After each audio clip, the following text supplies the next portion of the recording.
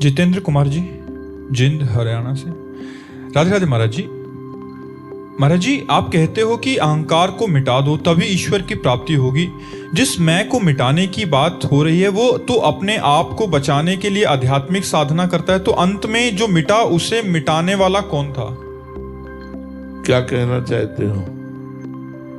किसका प्रश्न है? गुरुजी, मेरा प्रश्न है कि मैं साधना करता हूँ अहंकार को मिटाने के लिए। अगर यही साधना मेरी अहंकार का कारण बन जाए, जैसे कि मैं बहुत बड़ा साधक बन गया। हाँ, ये दोष है। ये दूसरों पर हे बुद्धि करके अपने में श्रेष्ठ बुद्धि लाएगा, जिसके कारण हमारा पतन हो जाएगा। हमें दूसरों में भगवत बुद्धि और अपना सुधि ही ना रहे। तभी तो कहा कि भक्त देखता है कि भगवान के द्वारा, जैसे आपका भजन बन रहा है तो आप कहोगे गुरुदेव की बड़ी कृपा, संतों की बड़ी कृपा, भगवान की बड़ी कृपा कि मेरा भजन बन रहा है। अगर ये बात आता है कि ये लोग तो इतना भजन नहीं करते जितना मैं भजन करता हूँ, तो दूसरे में हे बुद्धि, अपने में श्रेष्ठ बुद्धि, ये पतन का मार्ग है, ये उन्नति का मार्ग नहीं। अध्यात्म में वो भ्रष्ट हो जाएगा जो अपने को श्रेष्ठ मानता है। अध्यात्म तो तब होता है जब तृणादपि सुनी चेन तरोरी सहिष्णुना अमानिना मान देन कीर्तनिया सदाहरी। अपने को तृण से नीच समझता है, सबको श्रेष्ठ समझता है, सबको सम्मान देता है, स्वयं अमानी रहता है, वृक्ष के समान सहनशील होकर निरंतर नाम जप करता है, वो महात्मा बन जाता है। पैंट शर्ट में भी वो महात्मा होता है। तो बच्चा, ये बात तो निंदनीय है, इसे त्यागना चाहिए।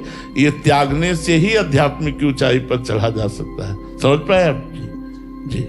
अशोक अग्रवाल जी, लखनऊ से। राधे राधे महाराज जी। महाराज जी, आप कह रहे हैं कि आप विधायक हैं। आप पूछना चाहते हैं कि राजनीतिक और सत्ता के मार्ग पर प्राय अहंकार और मद की बाधाएं महाराज जी आती रहती हैं जीवन में। एक जनप्रतिनिधि अपनी सत्ता की शक्ति को बिना अहंकारी हुए केवल ठाकुर जी की सेवा कैसे? देखो, आप तो मान लो एक विधायक हैं, चक्रवर्ती सम्राट से बहुत छोटा पद है ये।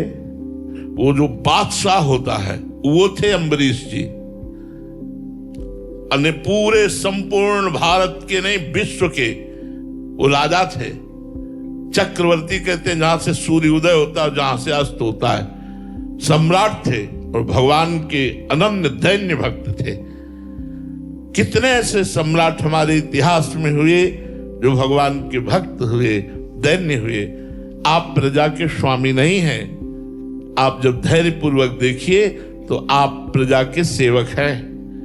विधायक पद, सांसद पद या मुख्यमंत्री पद, ये जितने पद हैं ये समाज सेवा के लिए रखे गए हैं। अगर हम अपने को समाज सेवक समझते हैं तो हमारा मार्ग ठीक चलेगा।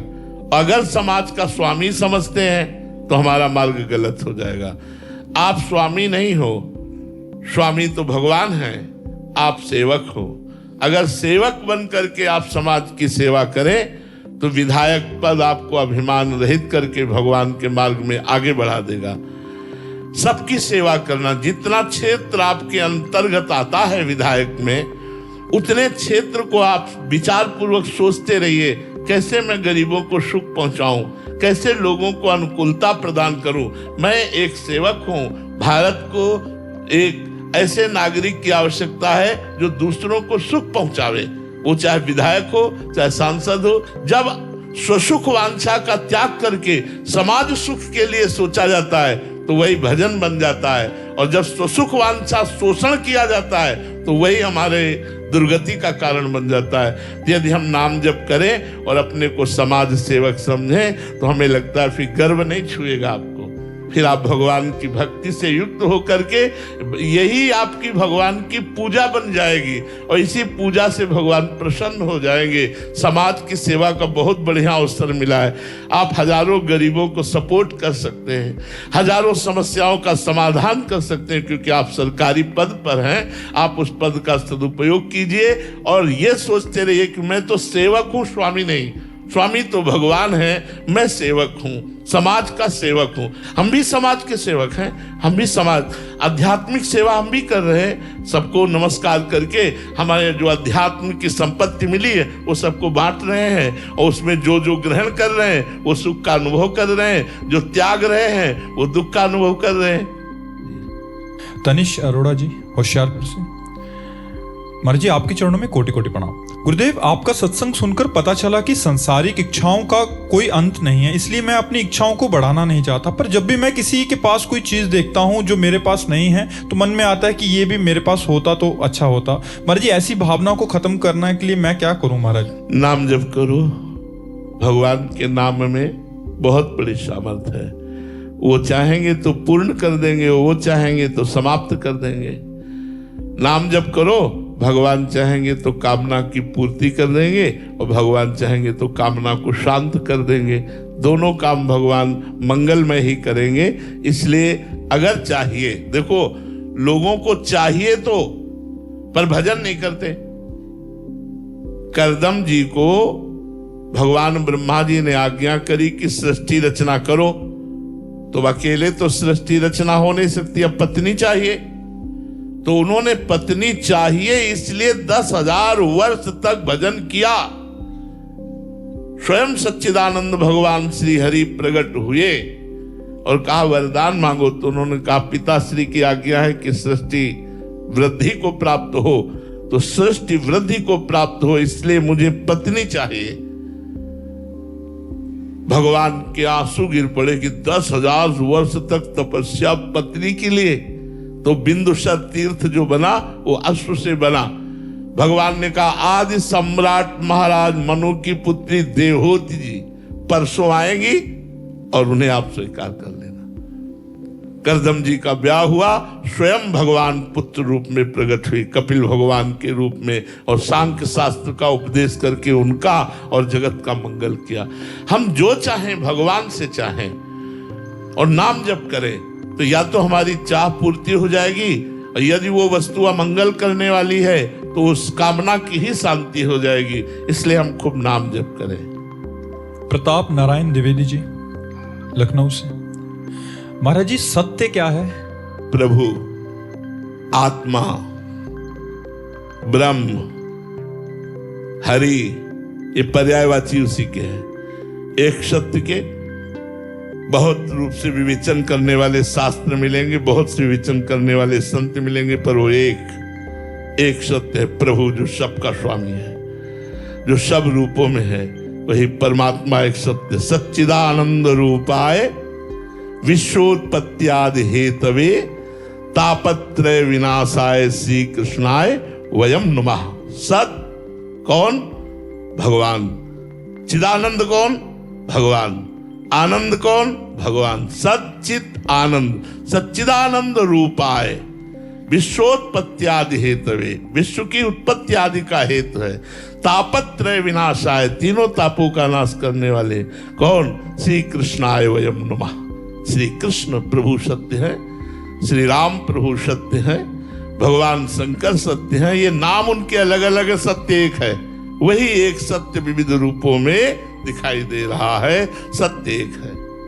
कृष्ण प्रसाद गुप्ता जी, राधे राधे महाराज जी। महाराज जी, माया पर विजय प्राप्त करना बहुत कठिन सा लग रहा है। एक क्षण लगता है कि मैं जीत पाऊंगा, पर जैसे ही प्रतिकूल परिस्थिति आने लगती है तो मैं टूट सा जाता हूँ, घबराहट सी होने लगती है। गुरुदेव, ये तीनों गुणों से गुणातीत कैसे हुआ जाए, मायातीत कैसे हुआ? ये ओ मन आधत स्व मई बुद्धि निवेश है। मेरे में मन लगा दो, मेरे में बुद्धि लगा दो। भगवान कहते देवी हे सा गुणमयी मम माया दुरत्या मामे ये प्रपद्यन्ते माया में ताम तरन्ते। ये जो दैवी त्रिगुणमयी माया है, इससे पार होना दुरत्य है, स्वयं भगवान कह रहे हैं। अगर इससे पार होना चाहते हो तो मेरे चरणों की शरण में आ जाओ। भगवान की शरण में होकर गीता जी का स्वाध्याय करो, श्रीमद् भागवत का स्वाध्याय करो, संतों का सत्संग करो, खूब मंत्र नाम जप करो। जो दुख सुख आवे भगवान का कृपा प्रसाद अनुभव करते उसे सह लो, देखो निकल जाओगे। अगर भगवान में चित्त लगा है तो आपसे सच्ची कहते हैं कोई भी दुख परास्त नहीं कर सकता। अगर भगवान में चित्त नहीं लगाए तो कोई भी सुख आपको शांति नहीं प्रदान कर सकता। भगवत विमुख को त्रिभुवन का राजा बना दिया जाए, सब भोग उसे एक साथ दे दिए जाए, तो भी वो कभी तृप्त व शांत नहीं हो सकता। और भगवत शरणागत, भगवत चिंतन करने वाले को एक साथ दुनिया के सारे दुख दे दिए जाए तो भी वह शांत नहीं हो सकता, क्योंकि भगवान आनंद समुद्र उसके हृदय में स्थित होकर के वो सामर्थ्य देते हैं जिससे वो सब दुखों को भूल जाता है। इसलिए विश्वास करो, आप भगवान के नाम जप में बड़ी सामर्थ्य है, टूटो मत।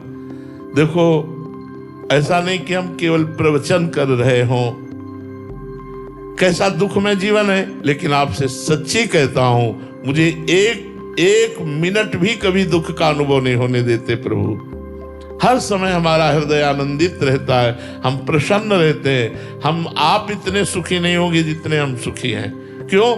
आपका कहीं ना कहीं संसार से राग है, हमारा प्रभु से संबंध है, तो ना मरने का डर है और ना इस रोग का दुख है, हर समय आनंद बना रहता है। इसलिए सबसे प्रार्थना करते हैं, यदि सुखी होना चाहते हो तो प्रभु के चरणों का आश्रय ले लो, नाम जप करो। 24 घंटे में 24 मिनट ही प्रभु को दे दो, तुम्हारा मंगल हो जाएगा। 24 मिनट नाम जप करने लगो, तुम्हारा मंगल हो जाएगा। आप शुरू तो करो। अब आप शराब पिएंगे, मांस खाएंगे, गंदे आचरण करेंगे तो आप दुर्गति को प्राप्त होंगे, अशांति को प्राप्त होंगे, चिंता, भय, शोक ये आपको ग्रसित कर लेंगे, आप डिप्रेशन में चले जाएंगे, ओवर थिंकिंग इतनी बढ़ जाएगी कि आप शांत नहीं रह पाएंगे। इसलिए नाम जप करो, पवित्र भोजन करो, गंदे भोजन का त्याग करो, आप देखो शांति मिलने लगेगी, हृदय शांत हो जाएगा। भोजन का बहुत बड़ा प्रभाव होता है। आज लोग ना भोजन पर ध्यान दे रहे हैं, ना पवित्रता पर ध्यान दे रहे हैं। जो मनाया, जैसा मनाया, खाया पिया वैसे ही किया, बस पशुवत आचरणों पर ज्यादातर वृत्ति लग रही है। आध्यात्मिक आचरणों को हम भूलते चले जा रहे हैं। इसलिए हमें जरूरत है अध्यात्म की, वही हमें शांति, वही हमें आनंद, वही जो हमें चाहिए वो अध्यात्म से मिलेगा, प्रकृति से तो मिल ही नहीं सकता। परमात्मा का अंश प्रकृति भोग से कभी सुखी नहीं हो सकता। जब तक वो परमात्मा में नहीं लगेगा तब तक सुखी नहीं हो सकता। और ये इंद्रियां प्रकृति की तरफ ही आकर्षित करती हैं, बस यही समस्या है।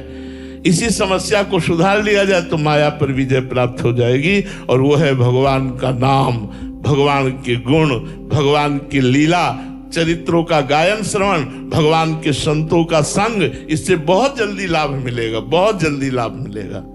श्री राधा वल्लभ लाल की।